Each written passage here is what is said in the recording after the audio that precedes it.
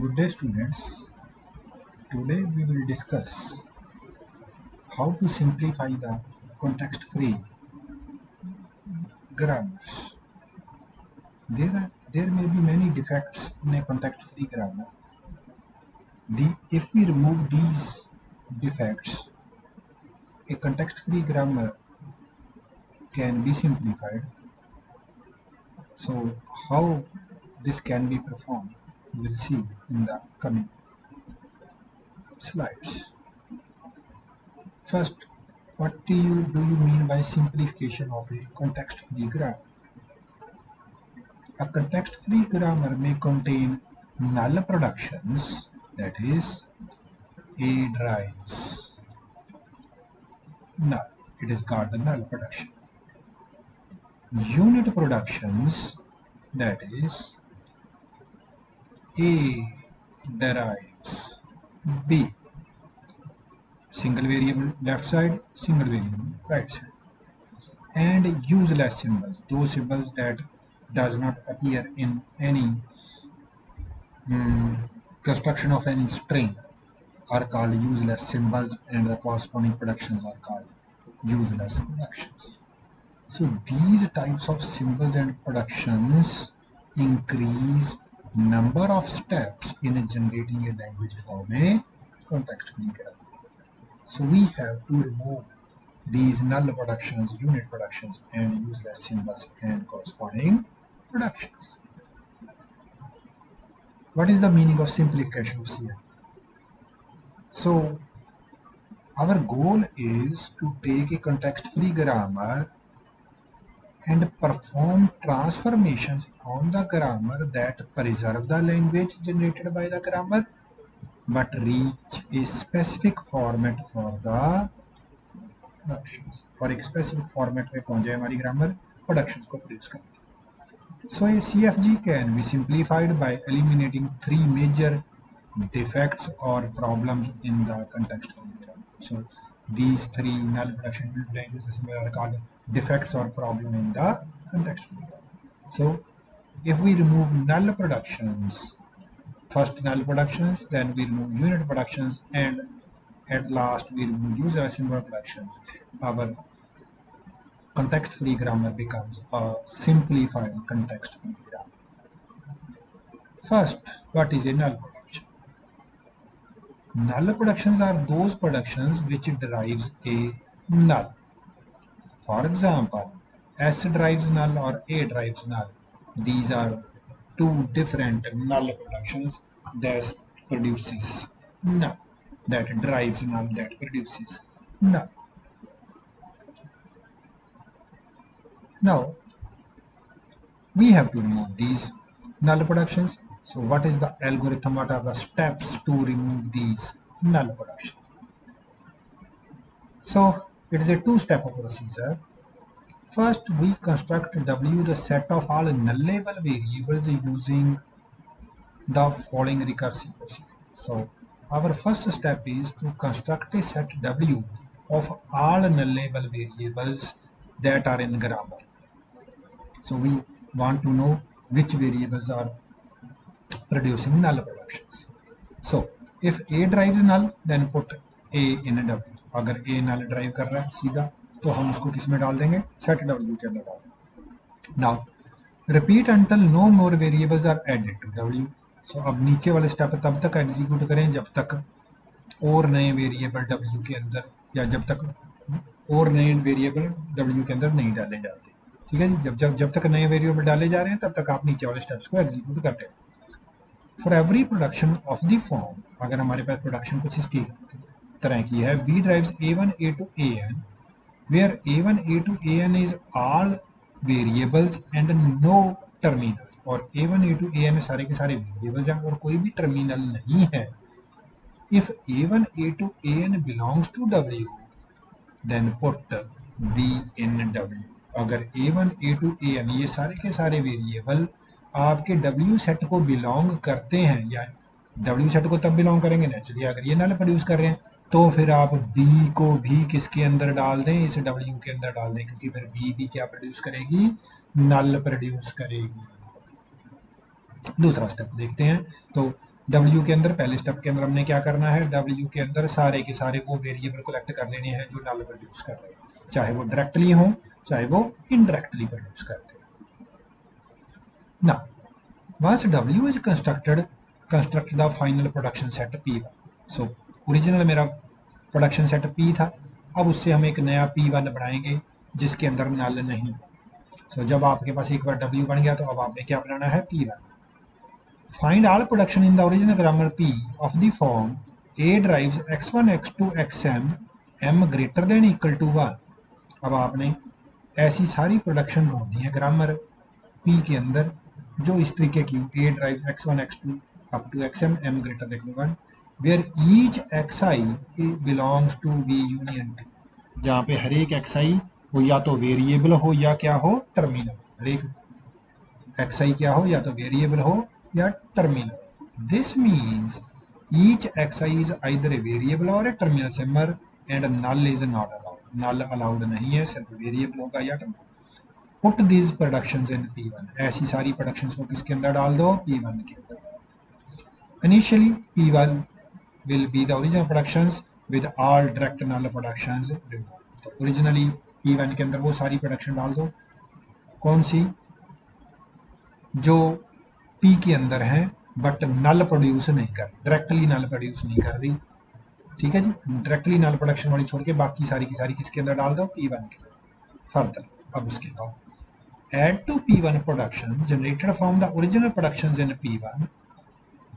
सो अब आपने क्या करना है, P1 के अंदर वो सारी प्रोडक्शंस ऐड करनी है जो ओरिजिनल प्रोडक्शन है P1 के अंदर उनसे प्रोड्यूस हुई, by replacing all nullable variables in W with epsilon in all possible veg और कॉम्बिनेशंस। क्या करना है, आपने उन ओरिजिनल प्रोडक्शंस के अंदर नल डाल के जितने पॉसिबल तरीके हो सकते हैं उन तरीकों से नल डाल के जो प्रोडक्शन प्रोड्यूस होगी उनको भी किसके अंदर डाल देना है, P1 के अंदर डाल देना।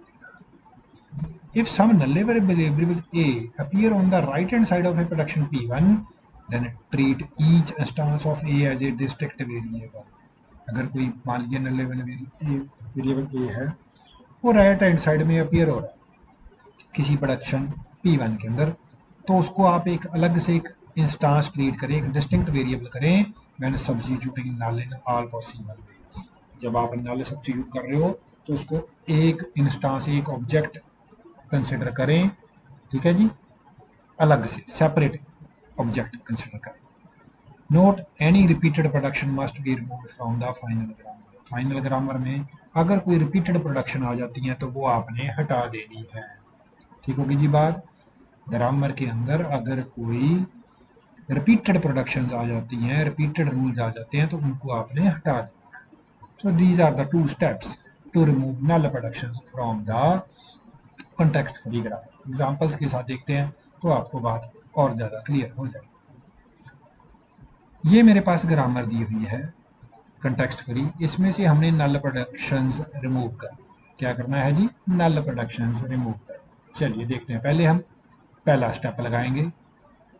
So first step is construct W the set of all nullable variables. जो वो सारे वेरिएबल कलेक्ट करने हैं जो नल प्रोड्यूस करते हैं। चलिए, so W1 is equal to A comma B।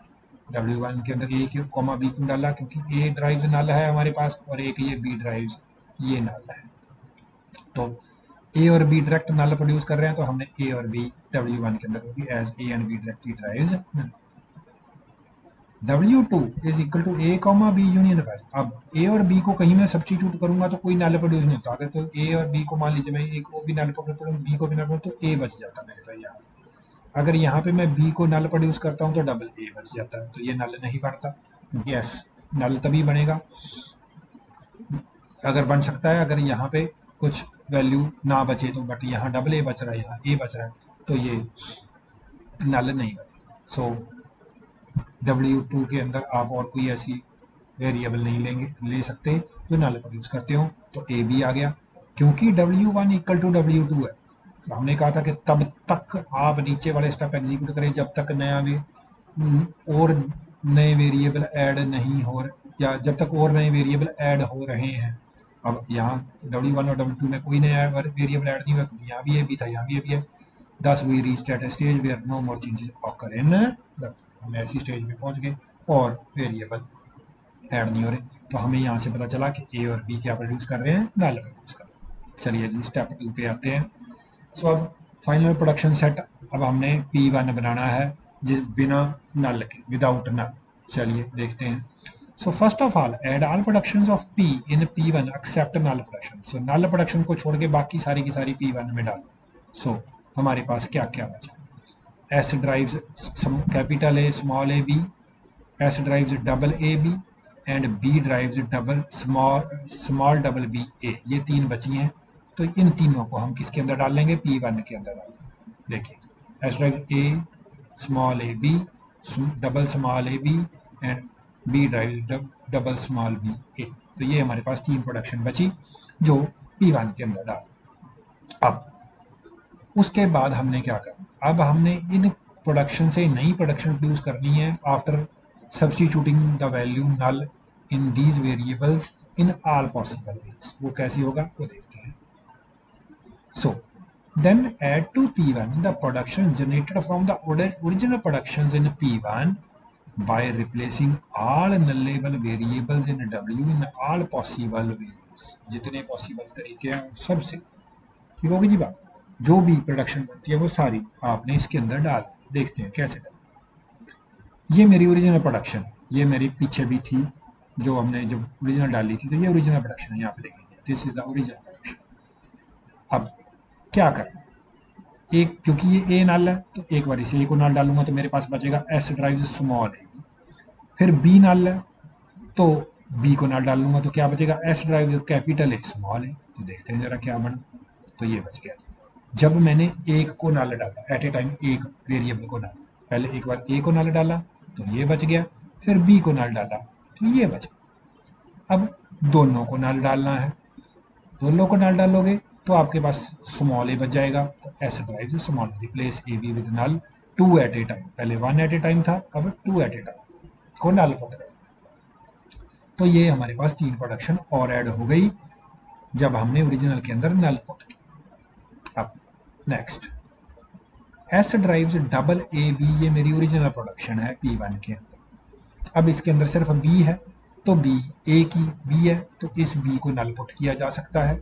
तो S ड्राइव्स डबल ए बच गया, replace B with null one at a time. एक बार एक ही पुट करना था तो और कुछ पुट नहीं किया जा सकता। सो यही रह गया हमारे पास। अब एक और है हमारे पास बची B derives double B A. ये मेरी ओरिजिनल प्रोडक्शन है, ठीक होगी जी बात। अब ए की वैल्यू नल है तो ए को नल पुट कर सकते हैं। B ड्राइव्स डबल बी क्योंकि A with null one at a time. So this is the final set of production without null production. तो ये हमारे पास सेट बन गया बिना नल प्रोडक्शंस के। So this is how we can remove the null productions from a context free grammar. एक example और देखते हैं। अब हमारे पास ये ग्रामर दी हुई है, इसमें से हमने नल प्रोडक्शंस को रिमूव करना है। We have to remove null production from this grammar. So सबसे पहले हमने नल लेवल वेरिएबल्स कलेक्ट करने हैं जो नल प्रोड्यूस कर रहे हैं। सो सबसे पहले अगर आप देखें B derives null and C derives null, तो B C आ गया हमारे पास। B C each B and C directly derive. सबसे पहले वो देखने हैं जो डायरेक्टली नल ड्राइव करते हैं। चलिए जी नेक्स्ट देखते हैं। सो अब B C की वैल्यू, मैं B की वैल्यू नल पुट करूँ, C की वैल्यू नल पुट करूँ तो नेचुरली A भी नल हो जाएगा। So W2 equal to B comma C union A, क्योंकि इन दोनों की वैल्यू नल पुट की तो ये A हो गया। अकेले B को पुट करके नल आ जाए, अकेले C को पुट करके नल आ जाए, दोनों को नल पुट करके नल आ जाए तो हम उसको ले लेंगे। तो A B C बन गया। Since A drives B C and B C belongs to W1। B C किसको बिलोंग करता है? W1 को बिलोंग करता है। W3 के अंदर आगे देखते हैं। अब A B C तीनों को नल पुट करें तो इसके अंदर A और C को नल पुट करते हैं तो A B स्मॉल A बच जाता है। ठीक है जी। ये एक और बची है B ड्राइव स्मॉल B, इसमें नहीं पुट किया था। D ड्राइव स्मॉल D, इसमें भी पुट नहीं किया जा सकता। So A B C union 5 equal to A B C आ गया। Since W2 equal to WC thus we reach that stage where no more changes occur in W। तो अब यहाँ से हमें पता चला कि A, B एंड C तीनों क्या प्रोड्यूस कर रहे हैं, नल प्रोड्यूस कर रहे हैं। दूसरा स्टेप लगाते हैं। So construction of final production set P1 को प्रोड्यूस करना है। So first of all add all productions of P in P1। सबसे पहले P की सारी प्रोडक्शंस P1 के अंदर डाल लो, नल प्रोडक्शंस को छोड़ के। तो नल प्रोडक्शन कौन सी है? B ड्राइव्स नल नहीं डालनी, C ड्राइव्स नल नहीं डालनी, बाकी सारी डालनी है। सो A drives BAC, A drives BC, B drives small b, D drives small d, ये सारी की सारी हमने अपने सेट के अंदर डाली। And D drives small d, C drives D and D drives small d, C drives D, ये भी हमने डाल ली क्योंकि D नल प्रोड्यूस नहीं करना। ठीक होगी जी बात। अब आगे चलते हैं। अब वो डालनी है जो इनके अंदर नल सब्स्टिट्यूट करके प्रोड्यूस हो, देखते हैं कैसे होगा। Now add all productions by replacing null variables in P1 with null in all possible combinations to get the final P1 with all null productions removed। चलिए अब देखते हैं कौन सी ओरिजिनल और कौन सी सब्स्टिट्यूट करके बनी। सबसे पहले S ड्राइव्स ABAC, ये चलिए कोई बात नहीं, मेरे हिसाब से तो ये स्मॉल b है, इट इज़ अ स्मॉल। ठीक है जी, अगर कैपिटल होगी तो वो देख लें, बाकी इट इज स्मॉल। सो ये ओरिजिनल, ठीक है जी, नहीं ये कैपिटल बी थी, ठीक है कोई बात नहीं, कैपिटल बी है, चलिए कैपिटल बी मान लीजिए। सो सबसे पहले एक एक को नल पुट के करके करते हैं, एक एक को नल पुट किया। सो सबसे पहले ए को नल पुट किया तो बी ए सी बच गया, बी को नल पुट किया तो स्मॉल कैपिटल ए स्मॉल ए सी बच गया, सी को नल पुट किया तो ए बी स्मॉल ए बच गया, ए बी स्मॉल ए बच गया। चलिए जी, अब दो दो को नल पुट करते हैं। बी और सी को नल पुट किया, दोबारा देख लेते हैं जी, बी और सी को नल पुट किया तो कैपिटल ए स्मॉल ए बच गया, ए और सी को नल पुट किया तो बी ए बच गया, और ए और बी को नल पुट किया तो स्मॉल ए कैपिटल सी बच गया। ये 2 एट ए टाइम था, पहले वाला 1 एट ए टाइम था, क्योंकि 3 वेरिएबल है तो 3 एट ए टाइम भी होगा। Now 3 at a time S drive small A बच गया, तीनों को at a time null put कर, तो ये हमारी इससे प्रोड्यूस हो गए, ये कैपिटल बी। ठीक होगी जी बात। अब ए ड्राइव बी सी को देखते हैं। ए ड्राइव बी सी मेरी ओरिजिनल है, सो एक बार बी को नल पुट करेंगे, एक बार सी को नल पुट करेंगे। सो एक बार बी सी को नल पुट किया तो ए ड्राइव बी आ गया, एक बार बी को नल पुट किया तो ए ड्राइव सी आ गया। दोनों को नल नहीं पुट करना, क्योंकि दोनों को नल पुट करोगे तो उसे टोटल नल बन जाएगा, और नल हमने रिमूव कर रहे हैं तो दोनों को नल नहीं पुट करेंगे। सो बी ड्राइव स्मॉल बी आ गया, कोई दिक्कत नहीं है, ठीक है जी, इसमें कुछ नया प्रोड्यूस नहीं होता। सी ड्राइव डी आ गया, ये भी ओरिजिनल है, इसमें कोई नल नहीं पुट किया जाता क्योंकि डी नल नहीं है। And D derive small D आ गया, ये भी ओरिजिनल है। So this is the final set of production without null production. देख लीजिए, ये हमारे बिना नल प्रोडक्शन के प्रोडक्शन सेट प्रिपेयर हो गए। So this is how we can remove null production. चलिए जी, अब आगे देखते हैं। Now what is a unit production? A unit productions are the productions with only one non-terminal or a variable on the right hand side। Left hand side में तो context free grammar में एक ही वेरिएबल होता है, अगर right में भी एक ही वेरिएबल हो, अकेला वेरिएबल हो, ऐसी प्रोडक्शन को मैं यूनिट प्रोडक्शन कहता हूँ। अब यूनिट प्रोडक्शन में क्या है, सिर्फ एस का नाम बदल के ए हो गया और तो कुछ नहीं हुआ, कुछ आउटपुट प्रोड्यूस नहीं हुई, क्योंकि आउटपुट तो तभी होगी जब टर्मिनल आएंगे। So unit production simply replace one non terminal with another, it does not process any letters from the input. ये इनपुट के किसी लेटर को प्रोसेस नहीं कर रहे, ये सिंपली नेम चेंज कर रहे हैं या रिप्लेस एक वेरिएबल से दूसरे वेरिएबल को रिप्लेस कर रहे हैं, तो ये हमारे किसी काम के नहीं है, यूजलेस है, तो इनको रिमूव किया जा सकता है। सो इसके लिए क्या एल्गोरिथम है टू रिमूव यूनिट प्रोडक्शंस? सबसे पहले आपने चेक करना है कि क्या ग्रामर के अंदर नल प्रोडक्शंस है। अगर ग्रामर के अंदर नल प्रोडक्शन है तो आपने उनको रिमूव करना है। क्यों? क्योंकि जैसे ही आप नल प्रोडक्शन रिमूव करोगे तो यूनिट प्रोडक्शन से प्रोड्यूस हो जाएंगी। जैसे ही आप नल प्रोडक्शन रिमूव करोगे तो क्या प्रोड्यूस हो जाएंगी? यूनिट प्रोडक्शन से प्रोड्यूस हो जाएंगी। सो अगर नल प्रोडक्शन है तो पहले नल प्रोडक्शन रिमूव करें, फिर ये एल्गोरिथम आपने अप्लाई करना है। सो पहला, so construct the set W of all unit variables derived from every variable of the grammar. सबसे पहले अब हमने हर एक वेरिएबल के लिए W सेट क्रिएट करना है। हर एक वेरिएबल के लिए जितने भी ग्रामर के अंदर वेरिएबल होंगे उन सब के लिए हमने W सेट क्रिएट करने हैं, ये जानने के लिए कि वो कितने यूनिट्स को ड्राइव कर रहे हैं, कितने यूनिट्स के साथ उनकी या कितने वेरिएबल्स के साथ उनकी यूनिट प्रोडक्शन है। Find for each A all variables B such that A drives B and all such B in W A. और ऐसे सारे के सारे जो वेरिएबल्स हैं जो यूनिट प्रोडक्शन के साथ हैं ए के साथ, उनको डब्ल्यू ए नाम के सेट के अंदर कलेक्ट करना। ये पहला स्टेप हो गया, ठीक होगी जी बात। उसके बाद construct the final production set P1 using the following recursive procedure. फिर आपने नीचे वाले स्टेप्स लगाने हैं और उससे आपने फाइनल सेट ऑफ प्रोडक्शन बनाना है। Put all non unit production from P into P1। सबसे पहले P में से जितनी भी नॉन यूनिट प्रोडक्शंस हैं उन सब को किसके अंदर डाल लो, P1 के अंदर डालो। फिर उसके बाद आपने क्या करना है, for every A, B such that A drives B। अगर मान लीजिए आपके पास A ड्राइव्स B नाम की कोई प्रोडक्शन है और B ड्राइव्स इस तरीके की प्रोडक्शन है, B derives y1 y2 up to yn, ठीक है जी। Is the set of all rules in P1 with B on left hand side, यानी कि B से आप कुछ प्रोडक्शन से ड्राइव कर रहे हो, ठीक होगी जी बात। अगर ऐसा है तो ये जितनी भी प्रोडक्शन B से ड्राइव की जा रही है वो आप P1 के अंदर डाल दोगे, किसके साथ ड्राइव करते हुए, A के साथ ड्राइव करते हुए। यानी कि अगर B ड्राइव्स स्मॉल a है, A ड्राइव्स B है, तो आप A drives small a P1 के अंदर डाल दोगे, यानी कि B A ड्राइव्स A था, A drives B, B drives A, तो A ड्राइव्स स्मॉल a हो जाएगा, A ड्राइव्स स्मॉल a आपने, ठीक होगी जी बात। A ड्राइव स्मॉल a आपने किसके अंदर डाल देना है, P1 के अंदर डाल देना।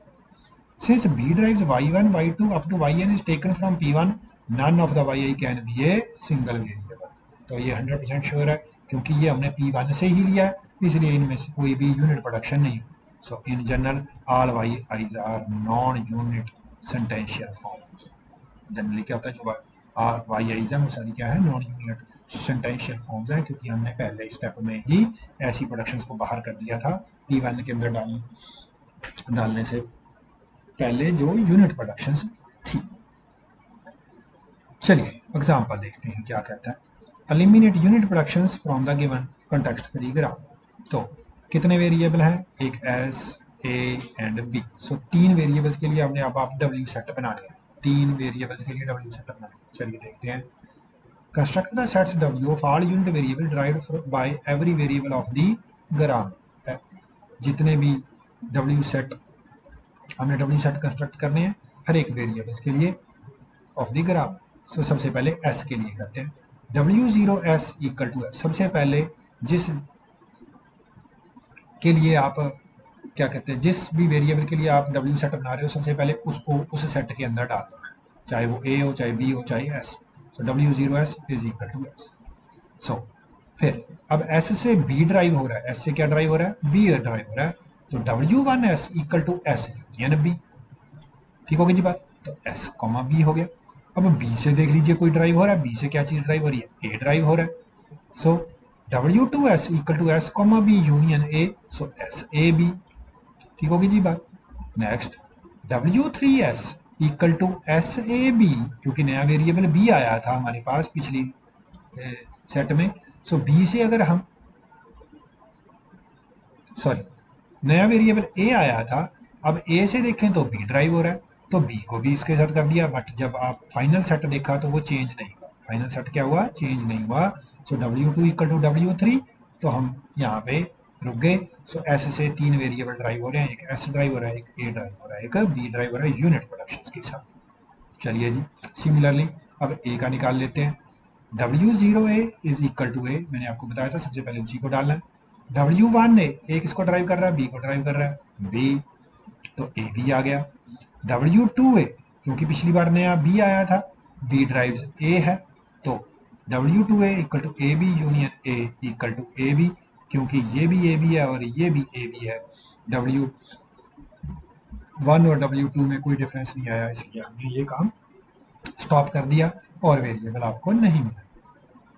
फिर W0B चेक कर लेते हैं। W0B is equal to B, W1B equal to B से A ड्राइव कर रहे हो, सो B यूनियन A, ठीक होगी जी बात। तो A भी आ गया आपके पास, दोनों को यूनियन किया तो W2B, पिछली बार में क्या ने कौन सा नहीं आया था, A आया था, A से ड्राइव B हो रहा है, so W2B is equal to A comma B union B equal to AB। क्योंकि इस सेट में और इस सेट में कोई डिफरेंस नहीं है, तो हमने स्टॉप कर दिया। ठीक होगी जी बात, यहाँ तक बात क्लियर है। तो हमें पता चल गया कि एस से एस ए बी ड्राइव हो रहे हैं यूनिट के साथ, ए से ए बी ड्राइव हो रहे हैं, बी से भी ए बी ड्राइव हो रहा है। अब सेकंड स्टेप पे आते हैं। अब हमने फाइनल प्रोडक्शन सेट P1 बनाना है।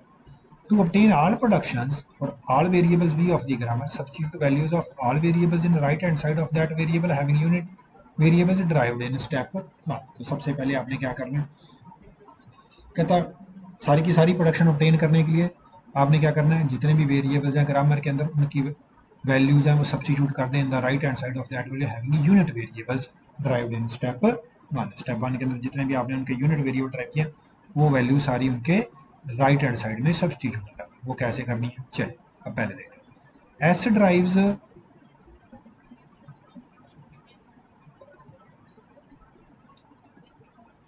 एस ड्राइव्स ए मेरे पास एक प्रोडक्शन है, तो ये मेरी ओरिजिनल प्रोडक्शन है एस ड्राइव्स है। ठीक होगी जी बात। अब एस ड्राइव्स बी मेरी एक प्रोडक्शन है, क्योंकि मेरे को पता चला कि एस के साथ एस है, एस वाली तो मैंने डाल ली। अब एस ड्राइव्स बी है, बी की मेरे पास एक प्रोडक्शन है बी ड्राइव्स डबल बी, तो एस ड्राइव्स डबल बी डाल दो, क्योंकि S drives B and B drives double B. ठीक हो गई, तो ये क्या हो गया, एस ड्राइव्स डबल बी। फिर अब एस ड्राइव्स बी है, बी से ए है, तो ए के साथ ए और बी सी है, so S drives B, B derives A derives small A B C, तो ये भी डाल दो, S derives A and S drives B C. तो ये तीन प्रोडक्शंस हमें जो पहले सेट में हमने जाना था कि ए और बी और एस ये तीनों यूनिट प्रोडक्शंस हैं, यूनिट वेरिएबल है, तो इनकी प्रोडक्शंस हमने राइट में सब्स्टिट्यूट कर दी एस। अब नेक्स्ट चलते हैं, ए पे आते हैं। ए ड्राइव्स स्मॉल ए ड्राइव्स बी सी, ये मेरी ओरिजिनल है। ठीक होगी बात, राइट। ए से बी ड्राइव हो रहा है, बी ड्राइव हो रहा है, तो बी से स्मॉल डबल बी हो रही हैं, तो वो डाल दीजिए। A drives B, B derive small double B, तो ये हमने सब्स्टिट्यूट कर दी, और कोई चीज़ ऐड नहीं होगी। बी पे आ जाइए, B drives small double B, ये मेरी ओरिजिनल है, बट बी से ए ड्राइव हो रहा है, और ए से आपको देख लीजिए कि एक स्मॉल ए ड्राइव हो रहा है, एक बी सी हो रहा है, ये सब्स्टिट्यूट कर दीजिए बी के राइट हैंड साइड में। सो B derive small A, B drive B C, ये सब्स्टिट्यूट कर दिया। ये मेरी टोटल प्रोडक्शन बनेगी या फाइनल सेटअप प्रोडक्शन बनेगी, जिनके अंदर कोई भी यूनिट प्रोडक्शंस नहीं है। चेक कर लीजिए, कोई भी यूनिट प्रोडक्शंस नहीं है। अब नेक्स्ट एग्जांपल देखते हैं, एक और एग्जांपल नंबर 2। तो ये हमारे पास एक ग्रामर है, इसमें से हमने यूनिट प्रोडक्शन से रिमूव करना। सो सबसे पहले construct the set W of all unit variables derived by every variable of the grammar. सबसे पहले S का देखते हैं, W0S। So W0S is equal to S, but S किसी भी यूनिट प्रोडक्शन को डिराइव नहीं कर रहा। देख लीजिए, ये एक टर्मिनल है, टर्मिनल वेरिएबल, वेरिएबल टर्मिनल, तो सारे यूनिट कोई नहीं है, तो W1S is equal to S union 5 equal to S, बात खत्म। फिर since W1S equal to W0S, thus we have evaluated the unit variables derived by S। अब A पे आ जाते हैं, W0A is equal to A, W1A is equal to A। अब आप देखिए, A से दो यूनिट प्रोड्यूस हो रहे हैं, एक B और एक C, तो B और C को साइमल्टेनियसली हमने क्या कर लिया, कंबाइन कर लिया, तो ये क्या बन गया, ABC। ठीक होगी जी बात। चलिए W2A, ABC और C से हमारा एक यूनिट प्रोडक्शन प्रोड्यूस हो रही है D, तो D ऐड कर लिया, तो ये ABCD बन गया। फिर W3A ABCD यूनियन 5, अब आप D ड्राइव स्मॉल d है, कैपिटल में कुछ नहीं है, तो यूनियन 5 हो गया, तो ABCD प्रोड्यूस हो गए, क्योंकि ये दोनों सेम है, हम स्टॉप कर गए, तो ABCD आ गया एक ही। W0B, अब B पे आ जाते हैं, बी के राइट हैंड साइड में सिर्फ स्मॉल बी है, तो W0B equal to B, W1B equal to B union 5 equal to B, क्योंकि ये W0 और W1 सेम है, स्टॉप। सी पे आ जाइए, C W0C is equal to C, W1C is equal to, so C से डी ड्राइव हो रहा capital, so C union D, it is CD। W2C is equal to C comma D union 5, it is CD। ठीक होगी जी बात, तो ये CD आ गया, क्योंकि ये दोनों सेम हो गए, तो इसलिए हमने स्टॉप कर दिया। Last one W0D is equal to D and W1D equal to D union phi. So ये दोनों सेम हो गए, तो हमने स्टॉप कर। तो अब हमें पता चल गया, अगर आप ध्यान से देखेंगे तो क्या पता चल गया हमें कि कौन कौन से यूनिट्स ड्राइव किए जा रहे हैं। एस से सिर्फ एस है, ए से ए बी सी डी है, बी से सिर्फ बी है, सी से सी डी है और डी से डी है। ठीक होगी जी बात। चलिए सेकंड स्टेप पे आते हैं। So final production set P1 बनाना है आपने। So to obtain all the productions for all variable v of the grammar, substitute values of all variables in right hand side of that variable having unit variables derived in step 1। तो original भी लिखनी है और value substitute करके भी। तो सबसे पहले क्योंकि एस से सिर्फ एस ही ड्राइव हो रहा है, तो सिर्फ एस एस की प्रोडक्शन डालनी थी, डाल दीजिए। एस ड्राइव एस की सारी प्रोडक्शन हमने डाल दी। अब ए पे आते हैं। ए ड्राइव्स बी सी तो डलना ही डलना, ए ड्राइव्स बी सी वो हमारे पास है। अब ए के साथ बी की भी प्रोडक्शन डालनी है, सी की भी डालनी है, ठीक होगी जी बात, और डी की भी डालनी है। तो बी की है मेरे पास B derive small B, D की है small D derive small D, तो ये डाल दिया A derive B oblique and D. So A derive B derive small B, A derive C, C derive D, D derive small D. चलिए फिर B पे आते हैं। बी ड्राइव स्मॉल बी ये हमारी ऑलरेडी है, इसमें कुछ नया नहीं डलेगा क्योंकि बी से सिर्फ बी ही ड्राइव हो रहा था। सी से डी ड्राइव हो रहा था, सी भी हो रहा था, तो सी ड्राइव से डी तो नहीं डलेगी क्योंकि यूनिट प्रोडक्शन है, बट डी ड्राइव से डी डल जाएगी, तो सी ड्राइव से डी स्मॉल डी ये डल जाएगी। डी ड्राइव स्मॉल डी ये ऑलरेडी है, इसको आप इनपुट कर दो। तो ये हमारे पास ओरिजिनल सेट प्रोडक्शंस बन गए, फाइनल सेट ऑफ प्रोडक्शंस बन गए जिसके अंदर कोई यूनिट प्रोडक्शंस नहीं है। ठीक है जी। So this is how we can remove unit production from the context free grammars। आज के लिए इतना ही। Thank you.